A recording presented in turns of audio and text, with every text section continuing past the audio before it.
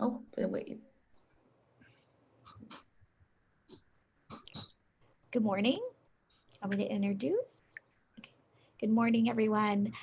South Bay Families Connected, again, is proud to partner with Dr. Mo Gelbart and the Hermosa Beach Unified School District to present this parenting series where Dr. Gelbart can share his insight and help us with our parenting practice and help us connect with our kids to support them through this very unprecedented time.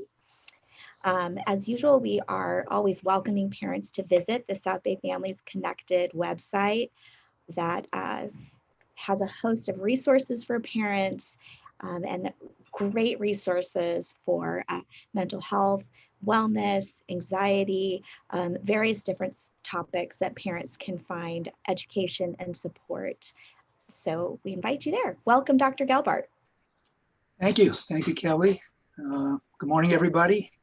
I'm Dr. Mo Gelbart. I'm the Director of Behavioral Health at Torrance Memorial Medical Center and the Executive Director of the Thel McMillan Center. And I want to thank Hermosa Beach School District and Dr. Johnson, the counseling staff, Miriam and Christy, for having for giving me the opportunity to put these on. This is the third in a series of workshops.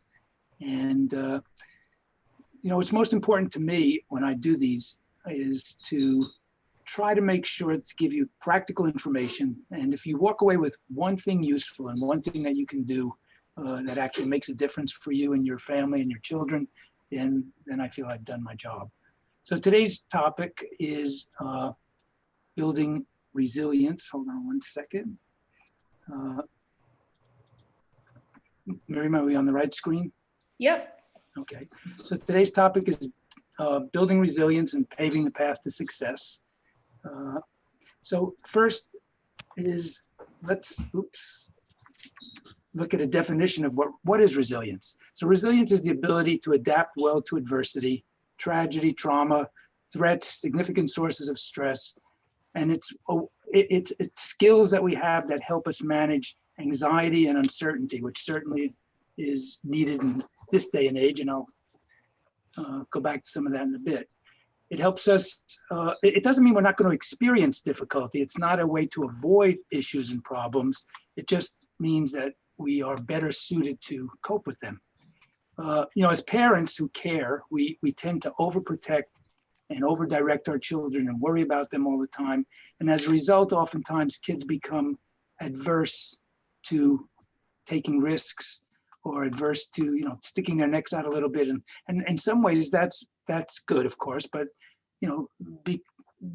doing risk-taking behavior a little bit is ways in which we learn our abilities and so on. So the survival skills for the future, for today and the future, include adaptability and being curious and having risk-taking, being flexible. So a lot of things which, again, parents are often loath to do because we want to try to protect and over control our children to make sure that they're going down the right road.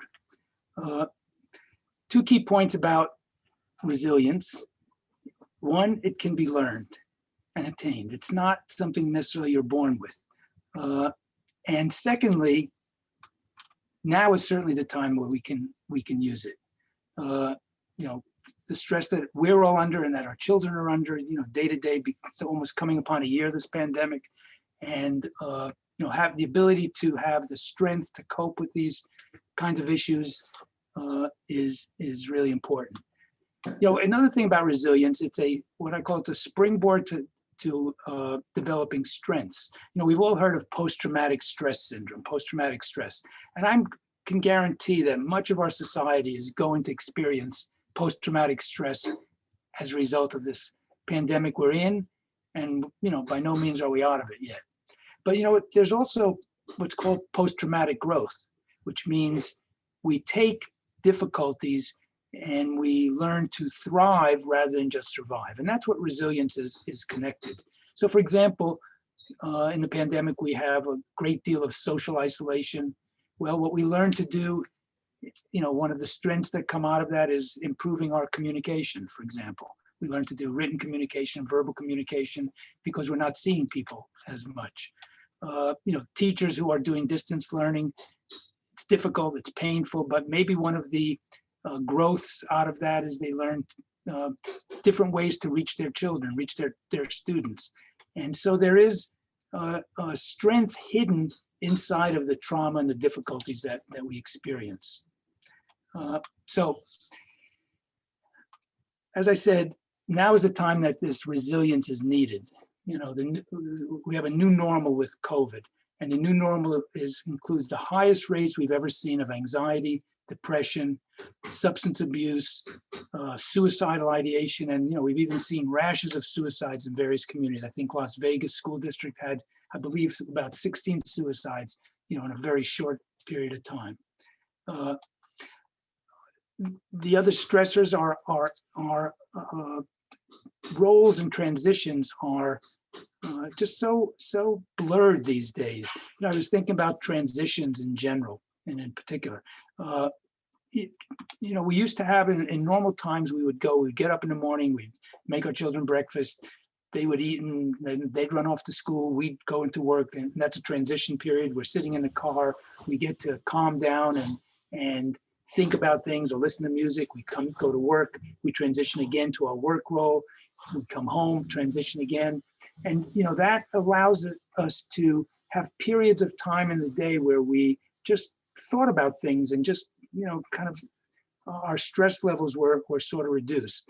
And the other thing which I thought about recently, our children, because they're home all the time, they're under the watchful eyes of their parents, and they never get to transition to not only be with their friends, but when they're in school and they can act certain ways, they can act silly, they can act foolish, they can do things that their parents wouldn't suddenly be over them all the time saying, stop that, don't do that. So the inability to have those moments is really stressful, and I think ultimately is going to have a really significant impact on their development.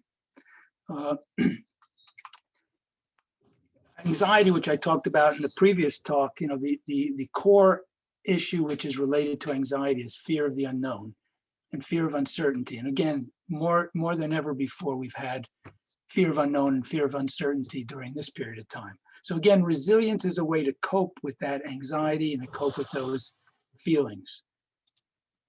What we're going to do today is hopefully what does resilience look like? What are the ways to build resilience, and some specific parental strategies for achieving that. So let's first take what does resilience look like? Apologize a little bit for the noise in the background if you can hear that. Hopefully it'll be off in a moment. Resilient child is self-reliant, they're independent, they are optimistic, they have high self-esteem, high self-confidence. They have the ability to grow from their mistakes. And I'm using this word mistakes here now because later I'm going to talk about my own view on what mistakes are really about, and that mistakes are necessary and important. They're not even, I don't think they should be considered mistakes. They're actually successive approximations to success. And I'll explain that in a little bit. But resilient kids are problem solvers. They are not perfectionists. Perfection is the enemy of good. And so kids or adults who are perfectionists are constantly worried about getting something done because they're afraid it's not perfect.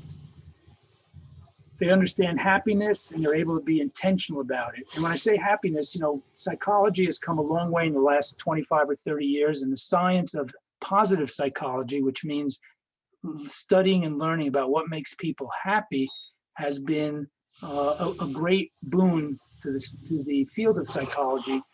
And so it's more than just helping people who are ill get well, it's people who are well get even better and happier. So what are some general ways to foster resilience? Well, first off, the family is the most important system by far. A caring adult that a child has to look up to and to talk to is the most important thing in developing resilience. They need a go-to person when they're feeling down or have issues or problems. Being able to engage in what we call pro-social parenting. What is pro-social parenting? I think you all know it, maybe not by that means, but it's basically open communication with your child, being warm and supportive, but in addition to being warm and supportive, you still have to have expectations and still be demanding. You can't, they still need rules and limits and boundaries. I'm going to talk about rules, limits, and boundaries in just a little bit. We have to build empathy, both have empathy as well as teach kids to build empathy. And maybe the most important part of pro-social parenting is basically dialogue. Dialogue and communication is the key really to most issues and problems that kids have. But we all know that. We're going to try to find out a little bit how to do that and what that means. There's a famous book called Talk So Kids Will Listen and Listen So Kids Will Talk. And I think that is really the key. I mean, there was a study done years ago where they asked teenagers, who would you most like to talk to about a problem if you had one? And the vast majority of those kids said, well, I'd like to talk to another adult or my parent. Then they asked those same kids, who do you talk to when you have a problem? And the vast majority said, well, I talk to my friends. And the reasons were they felt their parents were not hearing them and were not listening to them. And so they turned to somebody who had no greater ability to provide them with guidance or answers than they themselves. So again, the ability to talk so kids will listen and listen so kids will talk is essential. We need to identify our children's strengths. And we need to teach them how to solve problems rather than just end it, push it away, and move on to the next thing. So those are the general ways to foster resilience. But let's look at some specific parental strategies. So the first one I call is modeling. Modeling is what you do versus what you say. And your kids will listen to what you tell them. Not what you tell them, but they'll listen to what you do. If you're telling your kids not to use drugs or drink, but all they see is you using pills to go to sleep and other pills to wake up and drinking at every celebration, that's the message that they're going to see.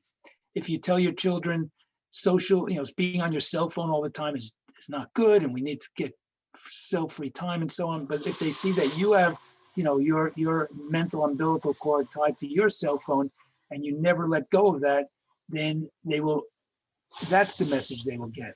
So modeling healthy behavior for your children is really essential for them to see other ways of doing things.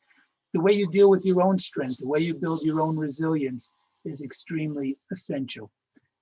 So modeling is a significant factor in helping a child see how to be, and if you have resilience in your life, they will pick that up as well.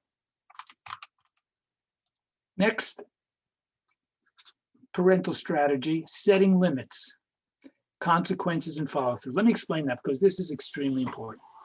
Setting limits means boundaries and rules for your children. Now, two things about that. One, believe it or not, children love rules. They love limits. Two, children hate rules and limits, and they will fight you and battle you on every moment you set them up. But they really want you to have them. They feel safe, they feel cared for, and within if you picture a limit as like a fence around what they can and can't do, they know that within that fence, they're capable of experimenting and experiencing things, but that if they hit the fence, they're not going to go over the cliff, so to speak, that you will be there to help bring them back. So setting limits is, again, experienced as painful by your children, but it's really important. However, limits by themselves is not enough. So we have consequences and follow through. Limits without consequences and follow through is like, the proverbial bark without a bite. So consequences need to be objective, they need to be clear, and they should be related to what your children are doing. So for example, if your limit is a curfew of 9 p.m., then the curfew means 9 p.m., not 9:05, not 9:10, but 9 p.m. And if you tell your child in advance, look, you're going out to see your friends and you need to be back by 9, but if you're back anytime after 9, you're not going to go out the next 2 weekends. So that's the consequences. And then the follow through is when they come back at 9:05 with all kinds of excuses, you say, well, I respect your right to stay out 5 more minutes, And I see how that's important, more important to you than going out the next 2 weekends. And I have to respect your choices. And there's not, it takes away a lot of that anger and that fighting that you do. Again, your child's not going to like it, but what that will do is they will learn to trust you. They'll learn to know that what you say is what you mean. So limits, consequences, and and follow through are extremely important in building resilience, believe it or not. Next, excuse me. Next parental is teaching delayed gratification. Delayed gratification is one of the foundations of resilience and one of the foundations of success in general for everyone. And that just means that we're able, like when this cartoon says, what do we want? Delayed gratification. When do we want it? Sometime in the future to be determined. What delayed gratification means, we do things today for a later payoff. And, school is generally delayed gratification. Lots of kids, especially in the older grades, say, well, why am I studying geometry or algebra? It has nothing to do with what I want to do in my life. So they have to have a sense of, I do something today because there's a later payoff. And if they don't have that, they're not going to be successful in this world. This is the Marshmallow Test, which some of you may have heard of. And this happened, Dr. Michel, maybe about 30 years ago or so, maybe longer. Basically had a very simple experiment. He had children in a room and he said, look, I give you a marshmallow now, if you'd like it. But if you wait 15 minutes when I go out and come back, and you can wait, I'll give you 2 marshmallows if you wait. And but the interesting thing is they followed these kids for 30 years. And they found that the kids who waited for the second marshmallow actually wound up as adults with higher school grades, higher SAT scores, were less depressed, had less levels of obesity. And so the ability to delay gratification had significant long-term impact. And the interesting thing about that, just like resilience, delaying gratification is not something that you are born with, but we can teach our children. How do we teach our children delayed gratification? For example, if your child gets a new bike or has a bike and they leave it out in the rain and it gets all rusted or it gets stolen and they start crying and they're terrible and all their friends have a bike, and you say, look, I better get them a new bike. And you go get them a new bike. Then that you can instead teach them delayed gratification and a good lesson by having them save up some money and wait some time and earn their way back to getting that. And in doing so, they learn that something off in the future has a greater payoff that they can wait for. So again, delayed gratification, another parental strategy that you can teach your kids. Okay, next, open lines of communication. As I said, communication is the common, ingredient for most issues with your children. So a couple of quick things. I mean, this is a topic in itself for an hour to speak about, but it's some quick things about open communication. First of all, validating feelings is essential. You need to learn what feelings are about, and you need to learn that your children's feelings are never incorrect, nor are your feelings ever incorrect. And we need to know how to validate and understand our kids' feelings and how to communicate to them that we understand. We also need to understand that feelings come from thinking. So it's the thinking that may be off or distorted. So let me give you an example. For example, if your child says, I feel sad and angry because my teacher doesn't like me. Now, what many caring parents will say, no, that's not true, Joey. Your teacher likes you a lot. I know that for a fact. I've spoken to your teacher and they told me how much they like you. Now, that sounds like a caring thing to say to your child, but here's what it may do. It invalidates their feeling. They hear, well, I just told my parent what I'm feeling and they're telling me it's not right, it's not okay. So they do one of two things, or both. They either shut down and don't trust their own feelings, which is not good, or they stop talking to you about their feelings, which is also not good. So that's invalidating. How would you validate somebody's feelings? So your child says, I feel sad and angry. My teacher doesn't like me. And so you would validate it by saying, wow, that must be really difficult. I understand how hard it would be if you think your teacher doesn't like you. I don't blame you for feeling sad and angry. Now notice, I'm not agreeing with the child that the teacher doesn't like them. I'm just establishing the sense that I understand what they're saying and understand what they're going through. What that does is it builds a bridge to communication. Now, when I take the next step and say, let's take a look at why you think that, the child is, or the adult, if you're doing it with an adult, is willing to begin that conversation. And if I can change how they think about things realistically, their feelings will automatically change. So validating feelings is really a key to communication and dialogue with anyone, and especially your children. Asking open-ended questions is another part of communication, meaning, not just the kind of, like my son, who's mid-30s now, I always say he should have been a CIA operative, because he kept everything really close to his vest. And I was not smart enough, so I would ask him closed-ended questions, things like, where are you going? Out. When you be back? Later. Who are you going with? Friends. What are you doing? Stuff. So, it allowed him to have these one-word answers, and we thought, like, wow, that's some not great communication. So the more you can ask your children open-ended questions where they have to actually explore and discuss, again, the better the communication will be. And then the opportunity to have regular discussions is also important. So again, that's just a very simple, quick, not explanation, but addressing the idea of communication and dialogue. But it's, again, essential. Another strategy, this will sound strange for some of you, but I call it AYSO mentality. And let me say first, I love AYSO. Both my kids went through AYSO. It's a great organization. I'm not putting it down by any means. I'm just using it as a metaphor. But in AYSO, the motto of everyone plays, everyone wins, everyone gets a trophy is great. And it's inclusive, and it makes kids feel good about themselves. In some way, it was born out of, in the 50s or late 50s, Dr. Spock, not Spock from Star Trek, but Dr. Benjamin Spock, a pediatrician, wrote books on, basically how to help children's self-esteem and make them inclusive and so on. And that's great. But in a way, the pendulum may have swung a little too far, because what that mentality does, it doesn't give children a sense of what the real world is like, and what really matters in terms of success and achievement. And so lots of kids don't, as parents, we're afraid to let our kids fail. We're afraid to let them fall. And while we have to protect them and make sure that they don't have serious negative issues in their life, it is important to fall down once in a while, to pick yourself up, to learn from that experience. For example, and again, I'm older, I grew up in New York, and when I grew up, playing Little League Baseball, you actually have to try out for your team. As a little kid, you tried out, and sometimes you didn't even make the team.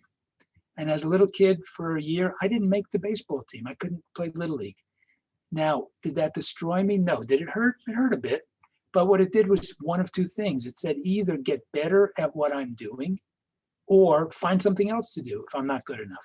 And again, it was more, for me, a growing experience than it was a painful experience. So again, we have to find the balance. When I use this AYSO metaphor, it's really finding the balance between making sure we're inclusive, but at the same time, making sure the kids understand the real world. And again, that builds resilience. Next, pick your battles. And that's ABC, I call them ABC issues. When I work with parents, I tell them your issues you should divide things amongst A, B, and C issues. A means these are non-negotiable. We're going to go to the mat. They're things like, you're going to go to school. You're not going to do drugs. You're not going to curse at me. And again, you get to pick your own A's, but those A's are pretty simple. A means no negotiation. These are the rules. C, on the other hand, is, well, there's things I may or may not like, but you're going to pick what you want to do. So I'm going to give you that right. And again, you get to pick what those things are. It may be the color you make your hair, or whether you clean your room, or something like that. And then B is in the middle, is things I want it one way, you want it another way, and we'll negotiate and figure out what the right way is. So there's A issues, B issues, and C issues. Parents who make everything an A issue, like in other words, cleaning your room becomes as important as not doing drugs, what the kids often do is they just give up. and they say, the heck with it all, I'm not going to do this anymore. And they just stop. And so you need to have priority of certain things and let kids have the right to pick other things in their life. You need to know the difference between support and enabling. And I'll make that real simple. Support is basically having a two-way street, and enabling is a one-way street. And that means you have rules and issues and agreements with your children about things they will do if you do something for them. And when they get later, when your kids go to college, just use that as an example. The agreement is, I'm going to pay tuition, but you're going to go to school and get, at least do your work and get a B average. If your kids don't do their part, but you yet keep paying tuition, then you're enabling their behavior rather than supporting it. And then develop rituals is another, helps build resilience. And rituals is not satanic rituals. Rituals means family dinners, visiting grandma on certain days, church on Sundays. I mean, certain routines that you do as a family have great impact and great effect. We'll skip that for a moment. And then finally, it says, take a deep breath. No, not you, them. And that's learning mindfulness and meditation. Mindfulness and meditation is easy. Well, it's difficult on one hand, meaning to really become, I can't say expert at it, but experienced at it. But at the same time, it's a skill that you can pick up on an app like Calm or Headspace and learn how to just control your breathing and control your mind a little bit. And it has incredible results, which include, they find kids who do practice meditation and mindfulness have more kindness, better math scores, fewer ADHD symptoms, more self-control, less depression, improved focus. Whoops. So mindfulness is a excellent skill to teach your children.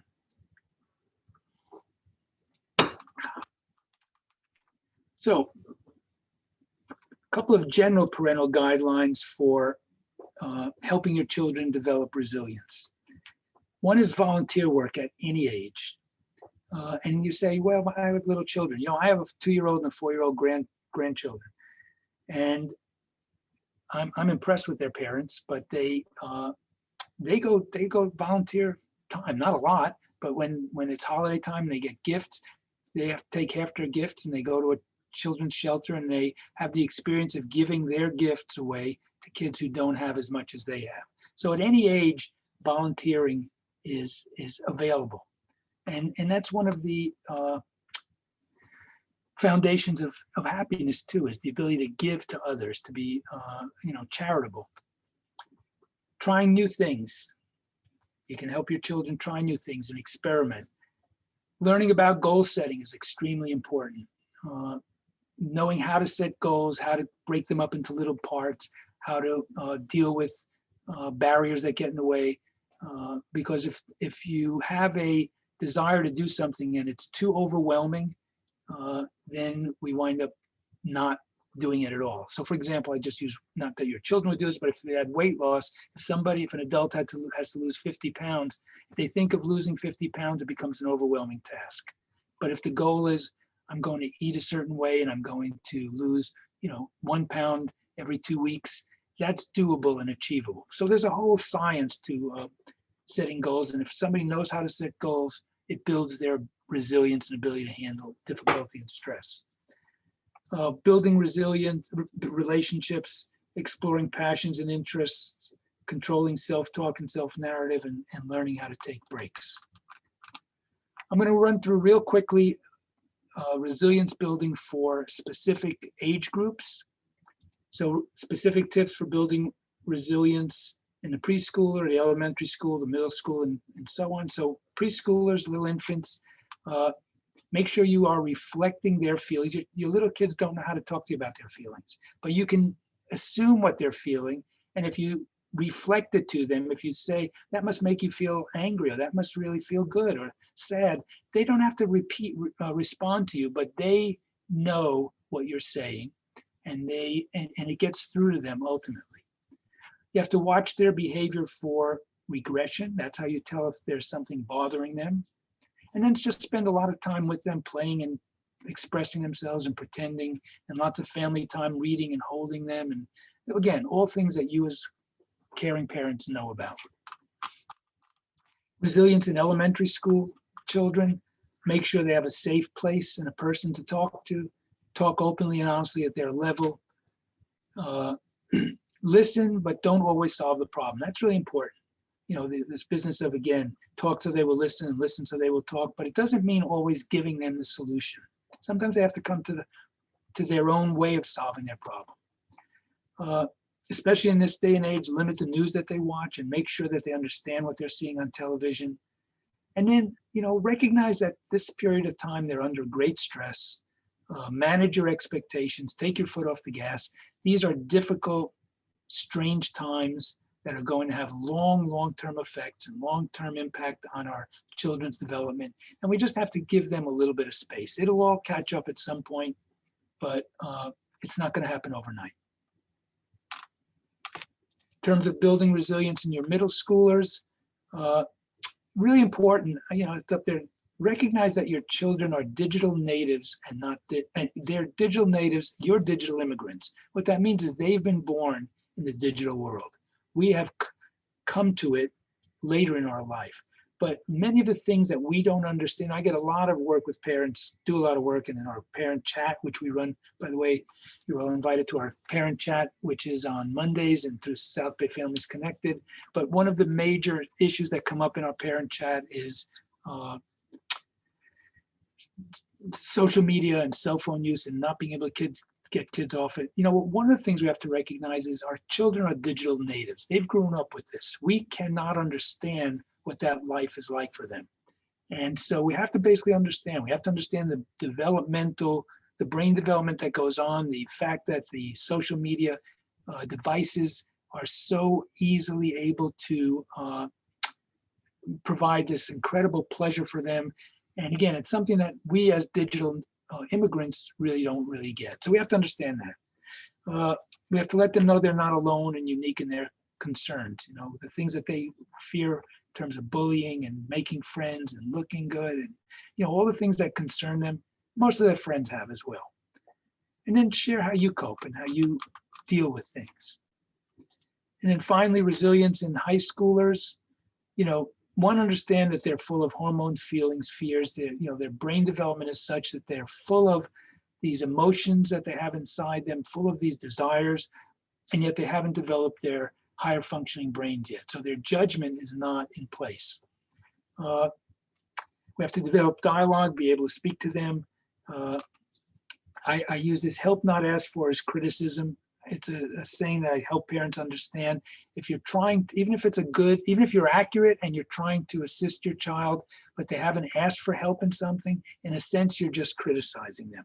I often counsel parents to say, you know, if you want to tell your child something, we're not talking about them walking off a cliff, you have to save them then. But if you want to provide some information or some advice, ask them, hey, would it be okay if I told you what I think about ABC? And if they say to you, no, I'm not really interested in your opinion, then don't talk to them then, because it's not going to get through. So help not asked for is criticism. Take a break from the news and have honest discussions with them regarding fears and expectations. And then the last definition of resilience I like is, you know, this is what resilience means. You know, you can't stop the waves, but you can learn how to surf. And that's what we're trying to do with teaching our kids to surf the anxiety and trauma and difficulties that they experience rather than avoiding it. So with that, I thank you for your time, and we will thank you for coming.